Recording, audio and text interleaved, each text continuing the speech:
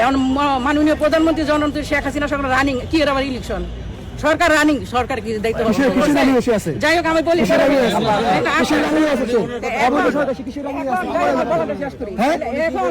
যদি বলে যে এত মানুষ মাসামি তাহেন নাই বলে এতগুলো যে মানুষ মাসামি তাহেন নাই এত মানুষের মাসে 2000 মানুষ মাসামি তাহেন নাই উনি কখনো আপনার কি চোখ নাই উনি চোখ নাই আপনার কি চোখ নাই আপনার কি চোখ নাই